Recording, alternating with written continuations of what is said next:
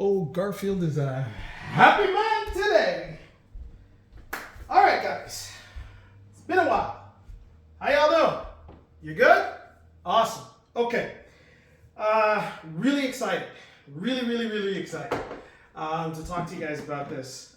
Usually, you don't see me on camera. I usually have the GoPro mounted on top of my hat. It's probably crooked. I've got complaints from you guys before about straighten out the GoPro. I wish we could see the plane close up and so on. I apologize. I work with what I got. Now last year I talked about my large project, and my large project last year was to do balsa jet kit from Black Horse Viper. Absolutely fantastic plane. If you don't have, run out and get one. Great flying plane. Anyways, I decided each year that I'm going to do some sort of winter project, because it gets pretty goddamn cold up here in Canada in the wintertime. And I'm no young spring chicken anymore, so I ain't flying out there and going out in the snow. I ain't having that. So anyways, what I decided to do this year is to make sort of the big leap forward for me. I've always been interested in doing a turbine, and so I thought this year would be the year to do it, and I thought, what a great platform to do it on, other than the L39. So let me introduce you to the latest from Black Horse, which is the Black Horse L39. It is, I think there's only two videos out there or one, sorry. I think James from Motion RC had done a video, sort of a partial unboxing, if you will, of this plane. And I'm going to go through it with you guys, show you what it comes with. As far as the unboxing goes,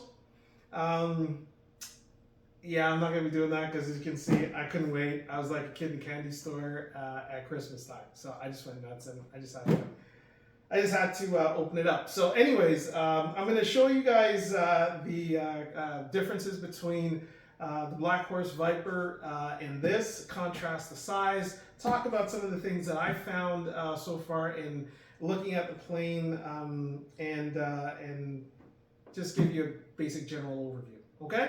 So first off, your first question is probably going to be, well, if you didn't get it from Motion RC, where did you get it? Because Motion RC is not carrying this currently. They said that they would. I've been bugging them for well over a year, and I haven't heard anything. So I got this from Turbine RC in France. I'm not affiliated with them. I don't get paid from them or anything like that. I'm just telling you that's where I got it.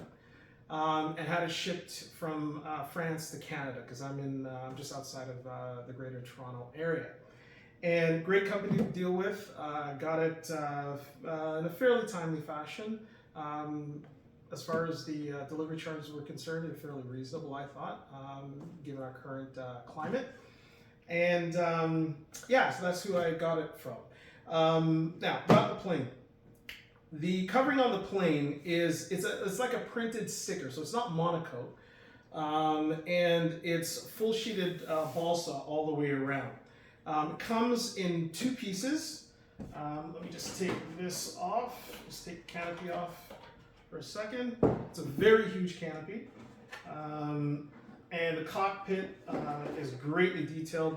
We'll bring the camera in a little closer, and you'll be able to see the detailing in the cockpit. It's very nicely done. So we'll just put that at the side there, and hopefully we don't make anything drop off the table. Good. All right. So what they've done is, like I said, they put a sticker. It's a printed sticker. It's actually been weathered. It's riveted and so on. Didn't notice like a huge bubbling or anything like that.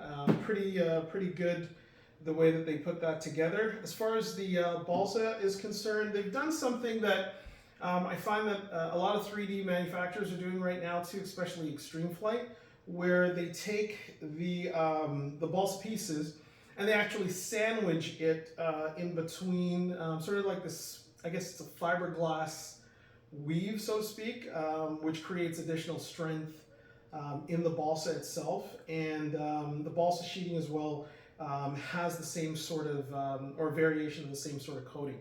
Translation is this: the thing is solid, very, very sturdy. It feels like a really solid airframe. Other thing, what am I going to use to power it? I'm not sure yet. The plane calls for a minimum of an 85 Newton turbine. I'm thinking somewhere in the neighborhood of maybe either 85 to 120 if possible, maybe detuning the 120 to the extent of the 85. I still have to do some research around that and figure out what I'm going to do there. Another misnomer that I'd like to get cleared up, James had talked about possibly, running this as an EDF or 120 or 110 or something like that. I can tell you unequivocally, you cannot run this as an EDF, and here's why. 2 reasons. Intake, exit.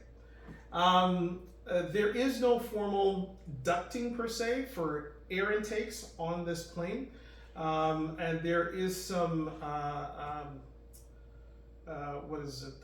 structural ribs within the intake area.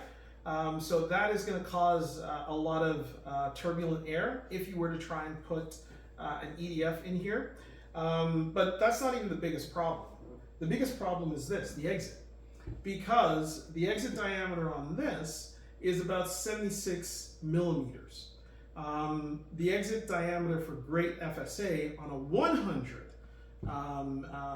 millimeter EDF, like a Wemotech 100, which is what I ran in my my Black Horse Viper, is 85 millimeters. So that's clearly bigger than the exit that you have here. For a 100, obviously it's bigger than 85 millimeters. The exit here is 76 millimeters. There's no way that you're running any EDF in this plane without doing heavy, and I mean heavy, modification. So if you're thinking about running this as an EDF, forget it, it's not going to happen. So that's the first thing. Second thing, it was stated that it comes with an LED system. A number of different sites it says that. It does not come with an LED system, okay? What it does come with is a full set of retracts with the servos, brakes, the thrust pipe, as you see there, as well as the tank itself. So it's pretty much turbine ready. You have to mount all your servos and your wiring and all the plumbing for your turbine, obviously. So that's the other thing that you gotta be mindful of as well. In terms of packaging, and like I said, I was like a kid in a candy store. So as soon as I got it, I just did one of these. Anyways, I just had to rip it apart. So I didn't do an unboxing. But what I can say and speak to is this is the second one that I've received from Black Horse, second one that I've received from France, from them, and there has been 0 issues whatsoever. No dents, no dings, no nothing. It's double boxed, number 1. Number 2, they don't use the heavy cardboard that you would see, let's say, in a Carf or a Skymaster or an Extreme Flight. But despite that, this entire fuse is wrapped in bubble wrap. It's also taped up against the boxes. All of the components are taped in. The wings are also wrapped and double layered. Kudos to Black Horse. Their methodology works, okay? So from a packaging standpoint, I can definitely attest to the fact that you got nothing to worry about, bro. All right. The other thing too is that this is a 2-piece fuselage. What I'm going to do is I'm just going to move these out of the way real quick because I know that I'll probably knock them off the table. So I'm just going to move them out of the way here. Just give me a second, guys. All right. So that's out of the way. Okay. The pipe for the turbine looks pretty good. It's double walled. Let's bring this up to the camera so hopefully you guys can see that. So if you focus there. Okay. So this is double walled. It's really solid on the inside. Single seam, so it's not double seamed at all. And looks pretty good. So I definitely do like that. I'm just going to put this to the side. Okay. Another change that Black Horse did is from the Viper to this model, these tubes for the rudder as well as for the elevator and the main wing tube, these used to be aluminum and now they're carbon fiber material. So it's definitely lighter. In fact, I weighed the spar relative to the spar for the Black Horse Viper. It's half the weight. So kudos Black Horse for finally doing that and getting rid of the aluminum. This is great stuff. Okay. Now, next thing. This plane comes in two pieces. So let's pull that aside here. Hopefully you guys can see this.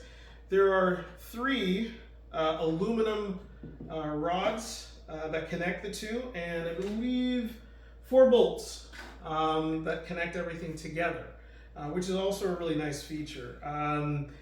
I think primarily why they did this was to minimize shipping costs and the overall size of the boxes.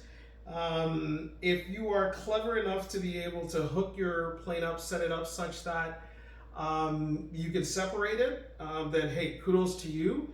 But I'm not interested in reconnecting plumbing work and wiring work. I just rather just put it all together, carry it in one piece. Talking about size, this is, I believe, 85, almost 86 inches. And the wingspan is about 70 inches from tip to tip. In comparison to the Black Horse Viper, let me just take that out so you guys can see size-wise what that looks like.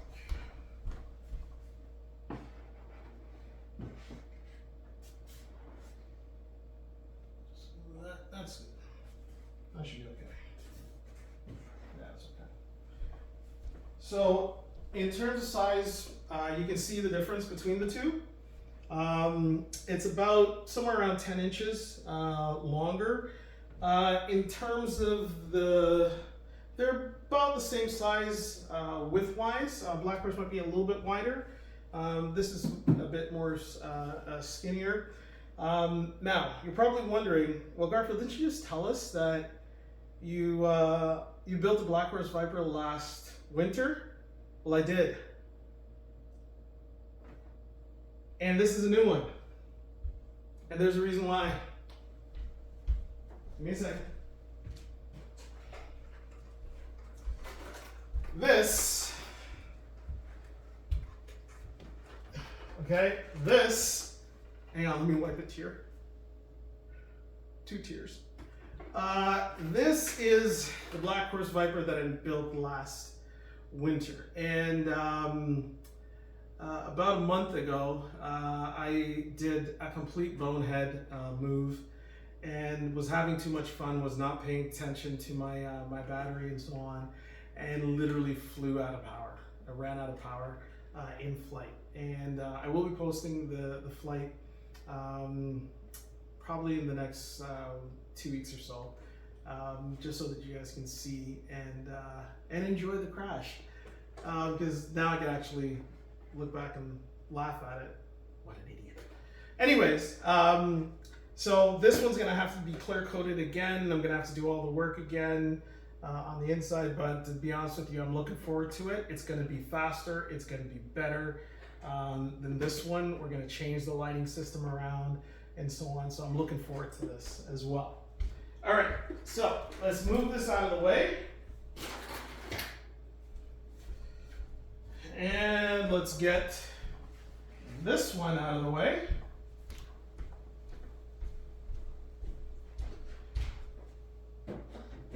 All right. And what I'm going to do is I'm going to try and get you guys a little bit closer in so you can see some of this stuff. Just bear with me while I move the camera here. All right, that's a bit closer, and we'll just adjust the camera down a bit so that you guys can see. Okay, that's not too bad. Okay, so as you can see, that's what the inside looks like. And this is what the cockpit looks like, right? So it's really nicely detailed. Not sure whether or not I'm going to do any additional painting detail on the seats and whatnot, but I might. Depends on how good a mood I'm in. All right, so that's that. Let's take a look inside here. So I'm just going to move this over a little bit. Okay. And I'll just move this up here. So as you can see, you've got a really good, solid space to work with in terms of setting up the turbine. It's a really clean, much more cleaner, in fact, than the Viper was inside. And they have here as well. Just see how I can do this so you guys can see this. I'm not sure if you guys are going to be able to see this, but there is a shelf, two shelves here. Let me just pull this apart, maybe. Okay. So this shelf here is for the fuel tank. I believe the fuel tank's about, I want to say it's about 850 cc, something like that. I'll take that out in a second so you guys can see it. You could probably put up a second tank here, but this is, I guess this was mainly designed for a smoke tank. So I'm trying to decide whether or not I want to put one tank here, a smoke tank here, or another fuel tank here, or maybe if I can get two fuel tanks here. So one tank here, fuel tank here, and smoke tank here. So I haven't quite decided on whether I'm even going to put smoke in it, but we'll see. Let me know what you guys think. Okay, so I'm just going to move this down for a sec, and we're going to look at the additional boxes that we have here. We got 3 boxes, so we're just going to go through those as well. All right, give me 1 second. Okay.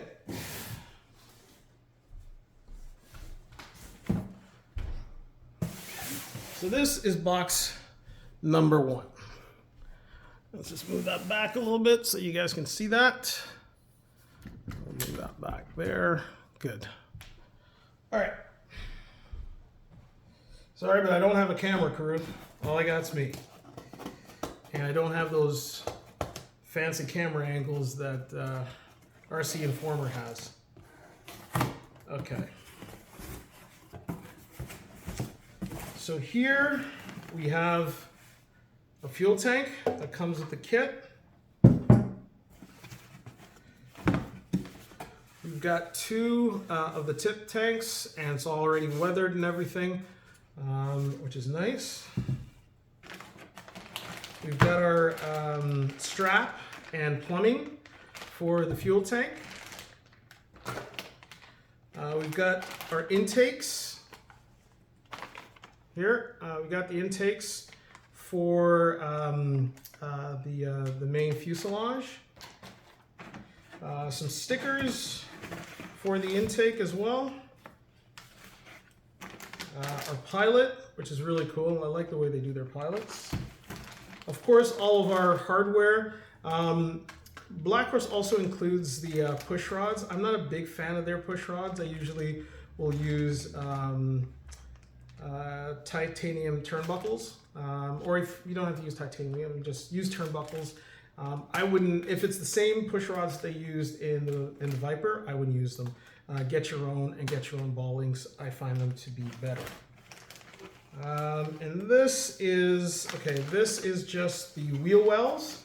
We're gonna have to cut those out because those go not in the wing, but actually in the center of the fuselage. It's just the way the L39 is designed. Okay, so that's that. Oh, where is that one? Where is, here they are. These are the lens covers. Right, these are the lens covers for the tip tanks. Right, there's gonna have to be, I'm gonna have to do a little bit of trimming there. I believe, no, yeah, just a little bit of trimming I'm gonna have to do around that to make that look nice and pretty. All right, so we'll put those away. Also, and I think this is really cool, Black Horse also gives you this CG balancing rig to make sure that you've got the right CG. I can tell you this, I used it for my Viper and it saved my ass, because if I flew it the way that I thought that it was okay, it would have been tail heavy and would not have flown it again.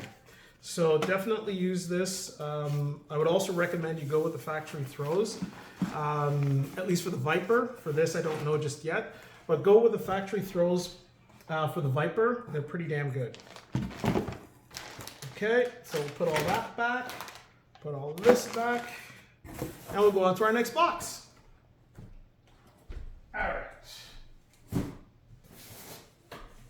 Just make sure that that's in the camera, and it's in the camera. Sweet. All right, let's look at what we got in this one. So in this one, we've got all of our gear, okay? This is the nose gear, and thank you, Black Horse, for doing this. The Viper has a pull-pull nose gear system. I hate that. I do not like pull-pull. My Skymaster had, my Skymaster F-18 also had pull-pull. I hated it. This is directly servo pushrod driven, which I think makes for a little bit more accuracy than the pull-pull, and you don't have as much slop in the gear. Looks really solid piece of kit. The other thing too is that the springs on this is a lot better than on the Viper. The Viper, I found them to be extremely hard, so I actually changed all of them out to, I believe they were JP Hobby springs. I want to say I put soft in the nose, and yes, I put soft in the nose and medium in the main gear, and also did a mixture of 500K, 100K silicone diff fluid as a way to dampen the amount of shock that you get on the retracts. So I can tell you, doing this, you could not do that with the Black Horse Viper stock stuff. Like, you'd be like this, right? So thank you, Black Horse, for doing that. That's awesome. The mains, now the mains are a little bit stiffer, and for good reason. Obviously, you've got more of the load, and the center of gravity is closer to there, so hence the reason why you're going to have a little bit more stiffness in the mains. But again, this is so much better than what the Viper originally came with. Nice thing too is that it does come with brakes out of the box, which is great, so you don't have to get brakes, so that's really nice. Direct bolt in, sweet! So that's that. And of course, they also give you some wiring here that you can see, which is also awesome. And as well, let's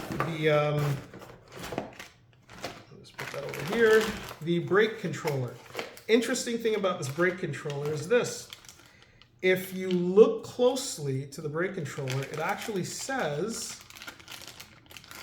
on it, hopefully you guys can see this one. Let's bring it up close to the camera here. Okay, can you focus there? There you go. All right. So it actually says Phoenix models. Okay. So that's a good thing, because I believe it's Tower Hobbies that you can get Phoenix models. I believe it's the BAE Hawk, if I'm not mistaken. It is the exact same brake system, gear system as the BAE Hawk. And the nice part about that is this. With the Viper, if you were to blow or bend or something like that, anything to do with your landing gear, you literally were buying a new kit because they did not sell it as a separate part. So really good that you can buy this. I think it costs like maybe $300 or something like that for the entire thing, which is a phenomenal deal as well. Okay, I don't believe that they're currently in stock, but I can tell you right now, as soon as they get in stock, I'm getting me some. All right, so that's the gear. Last box.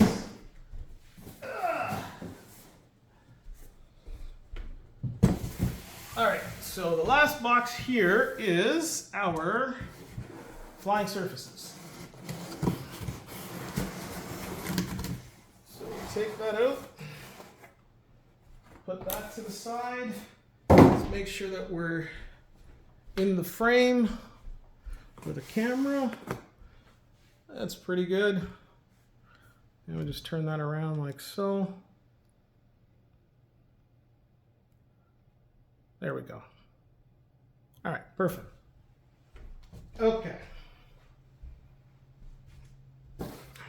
So here's our elevator. These do not come hinged, so you got to hinge these all yourself. Okay. Rudder. Okay, which is nice. I'm just going to put that back over here for now. And of course our other rudder. And these are our wings. Okay, so again, nice rivet detail. I kind of like how they've got the different color here, which is kind of cool. The other thing that they've done on this, the hinging situation is different than the Black Horse Viper. So your hinge, or not your hinge, sorry, your servos are actually hidden inside here. Okay, so it actually has a linear pull-push motion like this. The nice part about that is it keeps this side clean, and a cleaner wing surface always means less drag. Less drag always means more speed.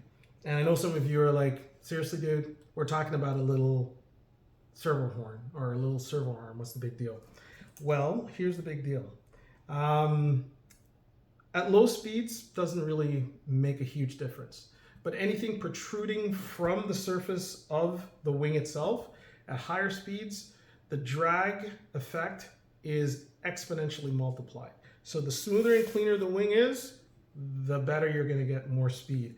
The other nice part about that too is the sharper both the leading and trailing edges are, more speed that you're going to get. Obviously, this is an L39, so you're not going to get that sort of, as you can see here, it's fairly thick, not that sharp leading and trailing edge, but that's okay, because what we do want is to have something that's going to create a lot of lift.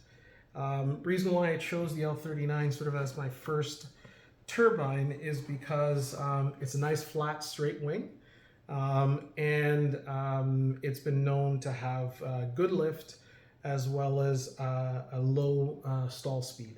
So I'm hoping for some great results there. And so that's basically it. That's what our wings look like. I'm going to try and see if I can just kind of roughly put it together, just to give you guys an idea as to sort of what it looks like assembled. So let's just go through that process now, and then we'll just wrap it up.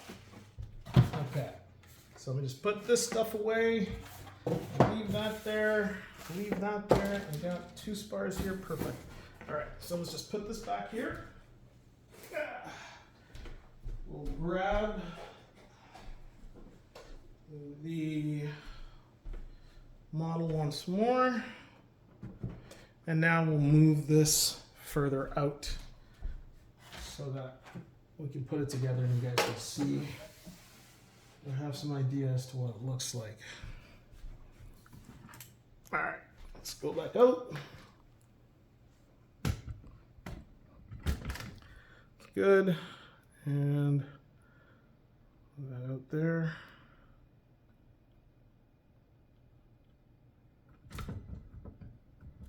Make sure I get this whole thing in frame. All right. Now let's try to put this together real quick for you guys. Okay, so let's start with the rudder. Cover that down like that. So it's a small, right, 2 for the rudder.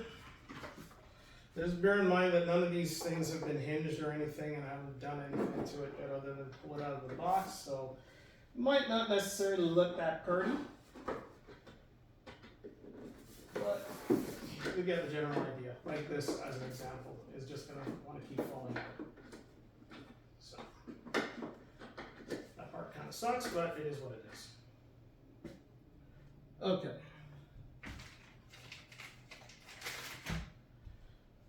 Let's do the elevators.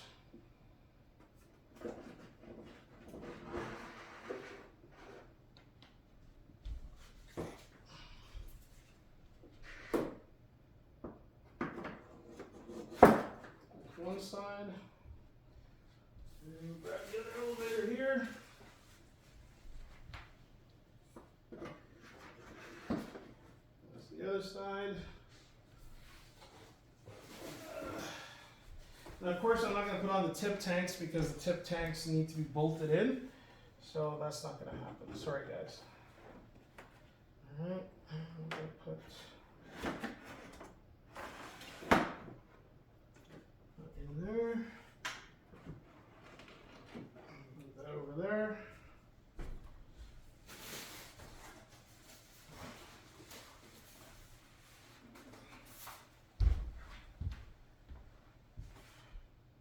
And we'll put this one here. Guys, this thing is big as hell. I think they said it's about, I think the scale is about 1/7 scale, something like that, if I'm not mistaken.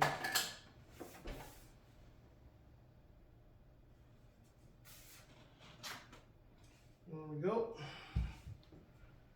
And where is our cockpit?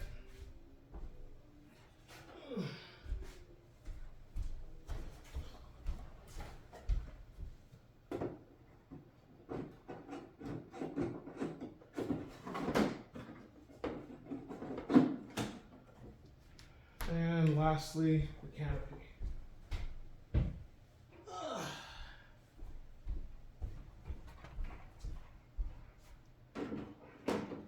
There you go. Just push that back in.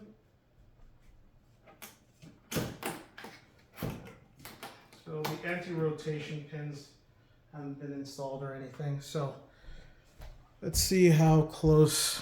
I think I gotta move that back just a little bit. Okay.